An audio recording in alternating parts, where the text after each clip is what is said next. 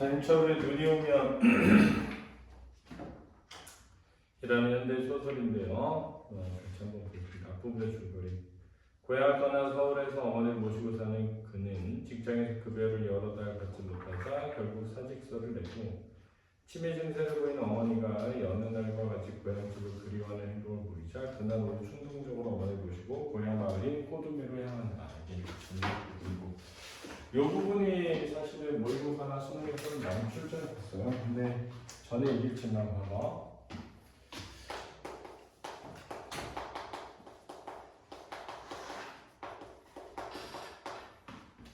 우리가 이제 부조리한 현실이다 이렇게 얘기할 때 이 부조리한 현실에 제일 많이 나오는 것 중에 하나가 도산자라였단 말이야, 그렇지?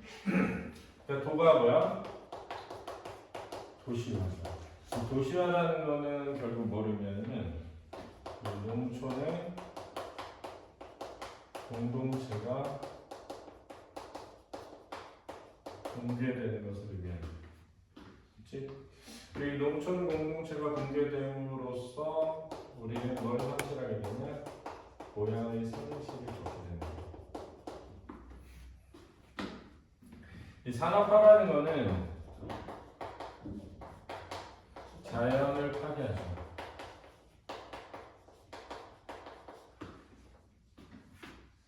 그리고 자본주의라는 거는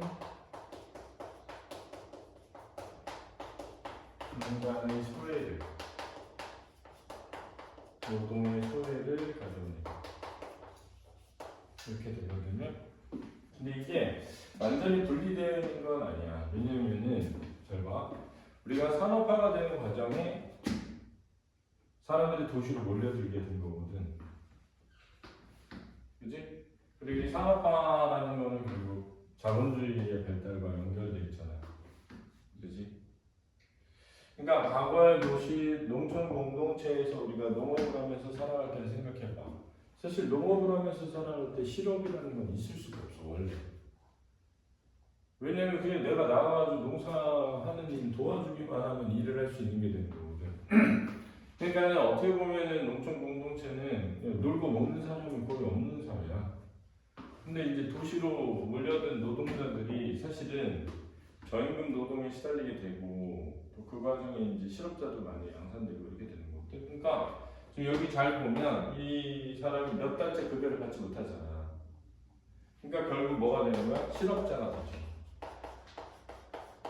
도시 속에서. 그래서 이 실업자인 주인공이 고향으로 갔는데 고향은 산업화 과정에 상실돼 버리는 거죠. 그걸 다루고 있는 게 이 주제다. 알았지?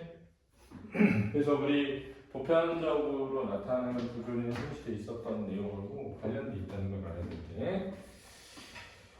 자, 풍덕덕 풍더덕 철교위를 지나는 참인지 벼랑간 바퀴 소리가 커지면서 공허하게 울리고 있었다. 아마도 금강이 지류이리라. 덜컹대던 바퀴 소리는 한참 후에 다시 잦아들었다. 시계가 2시 반을 가리키고 있었다. 승객들은 피곤에 젖어 대부분 의자 위에서 허리를 구부린 채 불편한 잠을 청하고 있었다. 자욱한 담배 연기 때문에 실내는 뿌옇게 흐려 보였다. 이렇게 옛날에는 기차 안에서 담배 피우고 그랬어요. 진짜로. 사람의 창백한 얼굴들은 얼핏 흔들거리는 요람 속에 누운 미라의 모습을 연상케 했다. 몸은 피곤했으나 왠지 그는 그다지 졸음기를 느낄 수가 없었다. 그랬으니까 이제 그가 나오고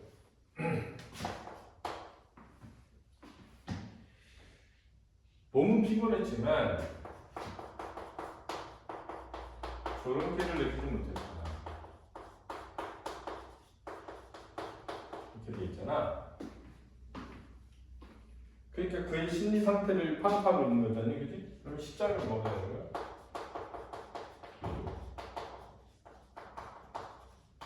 전지적 작화 시점이 되는 거지, 그렇지?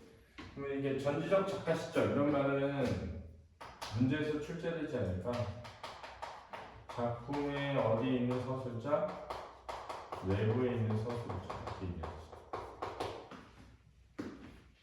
근데 만약에 이제 이 소설이 만약 그의 심리를 집중적으로 다루게 되면 이 소설은 뭐가 돼? 선택적 전적 작가 시점이 되지? 그러면 또 수능이나 시험에서는 선택적 전적 작가 시점이라는 말을 내지는 않으니까 특정 인물의 시각에서 사건을 바라보는 이렇게 바꿔서 내게 되는 거지. 알고 있지? 그럼 개념을 잘 이해해야 돼. 이런 개념이 중요한 거야, 정답. 꼬둠에 어두운 차창 저편에 시선을 던지며 그는 혼자 가만히 그렇게 뇌까려 보았다. 불의한 듯 까맣게 묻혀져 있던 기억의 저편 어딘가로부터 아려운 그리움과 함께 그 이름은 그에게 다가오기 시작했다. 생각하면 창으로 오랫동안 그 정겨운 고향 마을을 잃어버린 채 그는 매몰차고 척박한 도시의 뒷거리를 병든 개처럼 비유적 표현이죠.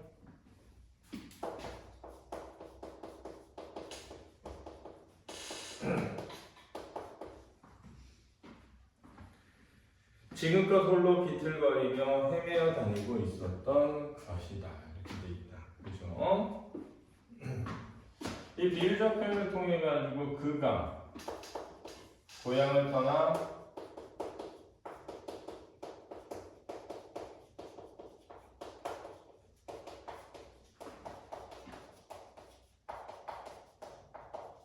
생활 또는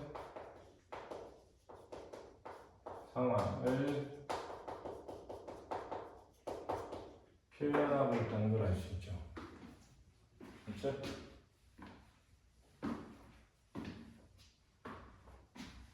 홀로 비틀거리며 헤매고 다니고 있었다. 그러니까 결국은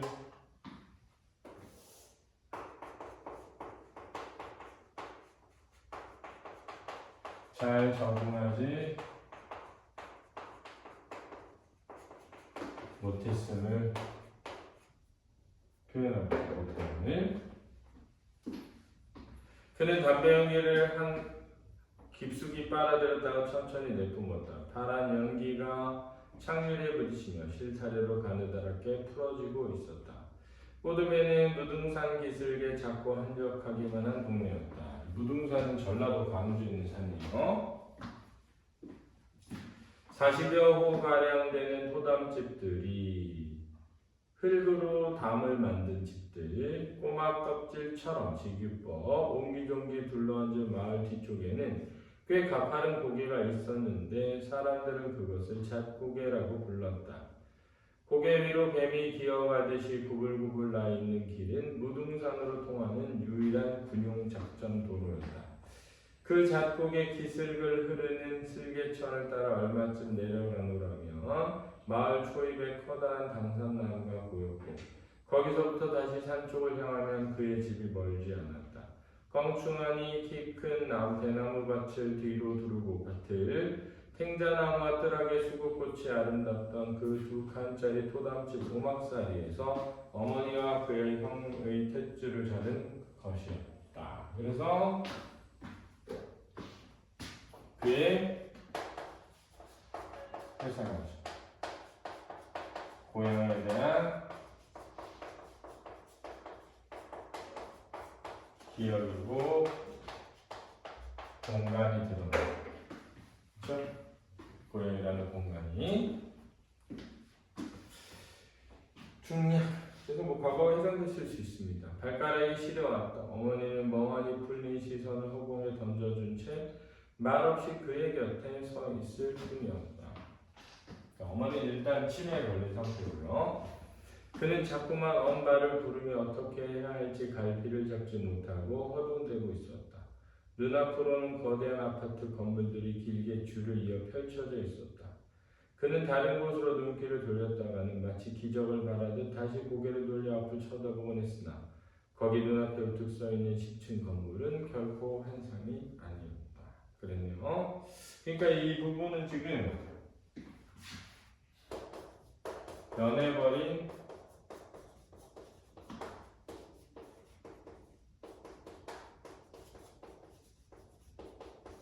고향의 모습을 드러내는 거고 그 고향의 모습으로 인한 충격을 어머니에 대해서 그에 대해서 말하고 있죠. 그런데 어머니에 대해서는 그냥 그 모습을 관찰하여 표현하고 있다면, 그렇지? 그에 대해서는 그의 심리를 표현하고 있는 것으로 보입니다. 그렇다면 아까 얘기했던 것처럼 전지적 작가 시점일 텐데 이 전지적 작가 시점 중에 뭐라고? 선택적, 다른 말로는 제한적 전지적 작가 시점이라는 걸 알 수 있죠.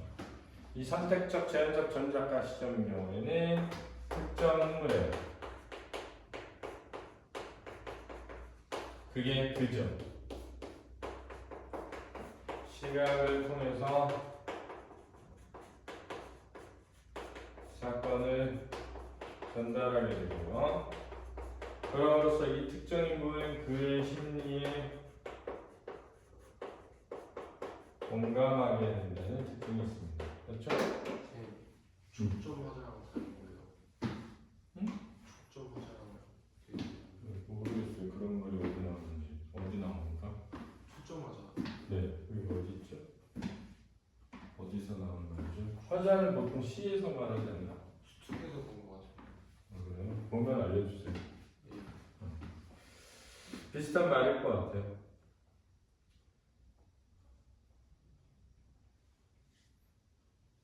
그래서 이 부분은 자기가 보고 있는 현실을 부정하려는 마음이죠. 부정하고 싶은 마음. 그렇죠? 현실을 부정하고 싶은 마음까지 드러났습니다. 그것은 K씨의 로터리 부분이었다. 거기서부터 5개의 길이 따라 발라져 있어 통칭 오거리라고 불린다는 사실을 그는 조금 전에 알았다. 그러니까 지금 로터리 길이 나 있는 거야. K씨. 그지? 고양이. 산비탈길 하나만 있었던 곳이었는데 시가지를 쫓아서 두 가닥의 길이 시원스레 뚫려 있고 북으로는 기차역, 서쪽으로는 공단지대를 향하고 길이가 있었다. 공단지대를 향하고, 그러니까 공업화가 일어나고 있는 거죠. 산업화가. 그리고 시가지의 반대편으로 난 2차선 도로는 무등산으로 통해 있었는데 그들은 바로 그 길목에서 벌써 오랫동안 뱅뱅 맴을 돌고 있는 참이었다. 그래서 이 부분은 변해버린 고향의 모습에서 목적지를 찾지 못하고 있음을 보여주는 장면이라고 할 수 있겠습니다. 써놓으세요.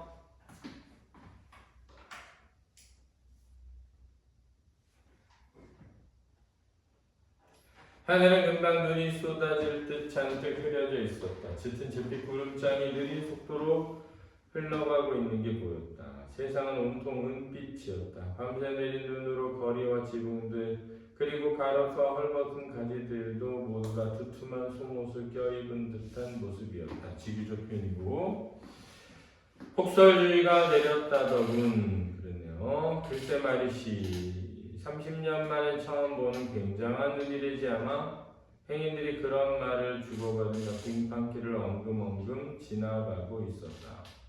이 글쎄 말이시 이런 거 사투리입니다. 사투리. 사투리는 현장감과 행동감을 드러내며 향토성을 드러내죠. 벌써 10시가 가까우는 시각이었다. 기차가 종착역인 K시에 닿은 때가 아침 7시. 역 앞 식당에서 요기를 하고 방 안에 들어가 잠시 몸을 녹인 다음 그는 택시를 타고 곧장 그곳으로 달렸던 것이다.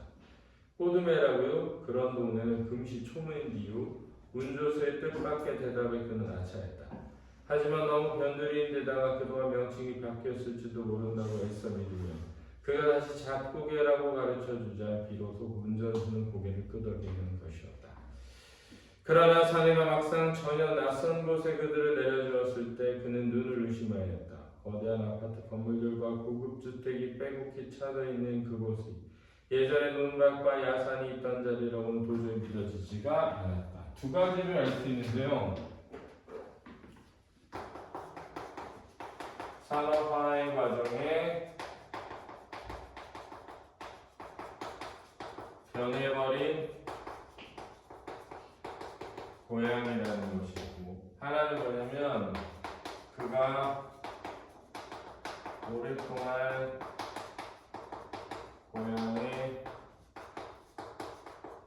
오지 않았음을 그런 한참 동안은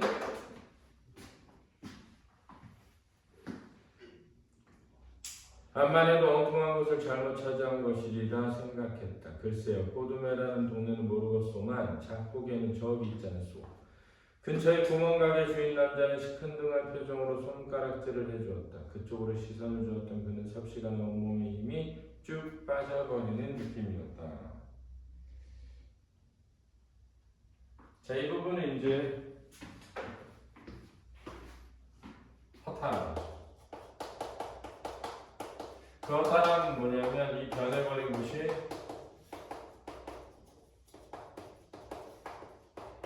고향이 맞다는 거죠. 이 변해버린 곳이 고향이 맞은 것에서 오는 허탈함입니다.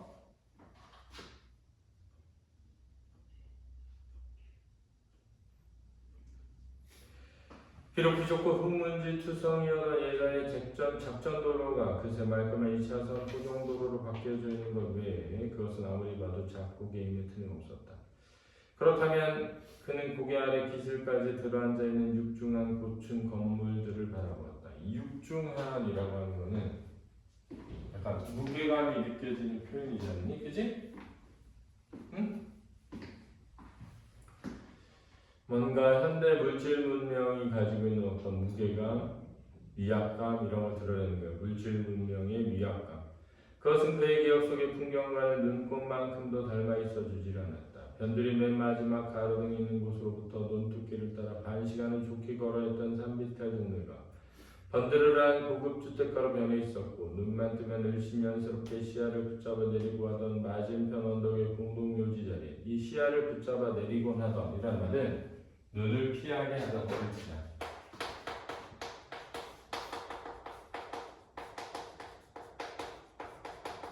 왜냐하면 공동묘지 이런 거 보고 싶지 않잖아요, 좀. 그지? 재수없을 것 같고. 만덕의 공동묘지 자리에 아파트가 여러 채 들어있었다. 그리고 그 사이로 기름진 팔뚝 같은 아스팔트가 뻔히 뚫려 있는 것이었다. 이것도 비유적 표현이고요. 모두가 생각할수록 어리석은 짓이었음을 그는 뒤늦게야 깨닫고 있었다. 어리석은 짓. 일줄 봐봐. 도시에서 그죠? 적응하지 못하고 방황하던 그가 고향을 찾으러 갔던 것을 얘기합니다. 그렇죠? 고향을 찾을 수 있을 거라고 생각하고 고향에 가면 뭔가 힘을 얻을 수 있을 거라고 생각했던 것이 어리석다는 거죠. 처음부터 앞뒤가를 여유조차 없이 어머니 황당한 넋두리를 쫓아 덜컥 그곳을 찾아내는 것보다 엉뚱하게 그지없는 일이었다. 그래서 후회하고 있는 겁니다. 후회. 애당초 10여 년이 지난 지금까지 그 가난한 고두메 마을에 고스란히 남아있을 내가 만무했다. 그래서 10여 년 만에 처음 돌아왔음을 알 수 있죠. 그죠? 자네야, 어서 우리 집으로 가자니까 왜 여기서 이러고 있다냐니. 지금 집이 상실되었으면, 고향이 상실되었으면 어머니는 앉지 못하죠. 저 치매에 걸린 노인이야. 어머니는 어린아이처럼 보채기 시작했다. 추위로 그녀의 입술이 크게 변해 있었다. 여기에 고두메의 어머니 똑똑히 보시라고요. 어머니가 그렇게 가자고 조르시던 곳이 바로 여기라니까요. 하지만 그는 차마 그 말을 입 밖에 낼 수가 없었다. 서로 그런다고 한들 알아들을 리도 없을 터였다. 그는 눈앞으로 여기서 차마 입 밖에 낼 수가 없었다라는 말의 의미는 어머니가 느낄 상실감 때문이죠. 본인이 느낄 상실감보다 훨씬 클 거 아니니? 근데 그 상실감 때문에 말을 꺼낼 수 없었는데 말을 꺼냈다고 해도 못 알아들을 거라는 거야. 치매 걸렸으니까. 그는 눈앞으로 공을 비스듬히 가로지르고 있는 아파트 건물을 우울하게 올려다보았다. 거기는 바로 예전에 공동묘지가 있던 자리였다. 12여 년이 넘도록 한 번도 찾아보지 못한 채 내버려두었던 아버지의 무덤. 그 무덤이 어쩌면 저 거대한 아파트 밑에 땅속 어딘가에 묻혀있을지 모른다는 생각이 들었다. 그는 문득 무언가 목구멍이 치밀어오는 뜨거운 덩어리를 삼켰다. 뒤늦은 후회와 죄책감이 가슴을 흡입하고 있었다. 그래서 후회와 죄책감을 합쳐봐. 이게 느끼고 있는 감정이야. 그렇지? 이런 거 가로쳐놓고 물어볼 수 있다. 내신에서는 어머니는 파랗게 질린 입술로 몸을 떨고 있는 기색이 역력했다. 우선 추위를 피해야겠다는 생각에 그는 부근의 다방으로 들어가 날로 가까운 자리에 앉도록 했다. 잠깐 여기서 기다리고 계세요 어머니. 뭘 좀 알아보고 금방 돌아오겠습니다. 아셨죠? 네. 절대로 그 자리에 앉아 계시라고 신신당부한 다음 그는 다방을 나와 아까 보아뒀던 동상을 찾아놨다. 아, 뉴타운 아파트 말이군요. 글쎄요, 이미 아마 지은 지 몇 년 되지 않았을 겁니다. 그런데 왜 그걸 여기 와서 물어보십니까? 나이가 꽤 들어 보이는 남자가 난로 곁에 서 있다가 그간은 담배 한 걸 어색한 기세로 받아들여 대답했다.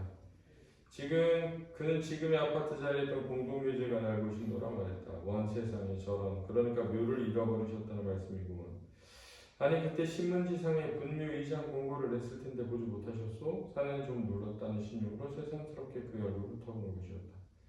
그는 까닭모른 부끄러움에 얼굴이 벌겋게 달아올랐다. 못 봤습니다. 알았으면 이럴 일이 있었겠습니까? 하지만 아무리 주인 없는 분묘라도 어딘가 이상하긴 했을 거 아닙니까? 물론 그렇겠죠. 어쨌든 일단 시청으로 가서 알아보시기로 해도 고난을 헛수고일 거예요. 거참 이자 쏠걸 때 어떻게 찾아낸단 말이에요. 시퍼렇게 살아있는 사람들도 못 만나서 아우성인데 대관절 이집 어디서 뭘 했길래 무덤이 파헤쳐진지도 모르고 있었다 하는 눈초리로 사내는 그를 쳐다보고 있었다. 그는 도망치듯. 자, 왜? 부끄러움 때문이죠. 부끄러움. 그렇죠? 화동길은 그것을 빠져나오고야 말았다. 이렇게 끝이 나는 건 아니고요. 그 뒤에 더 있습니다. 그렇죠? 엄마가 사라져버린 눈이 오는 눈길이 한참 내린 산 속에서 엄마가 사라지면서 끝납니다. 자, 문제 풀어볼까요?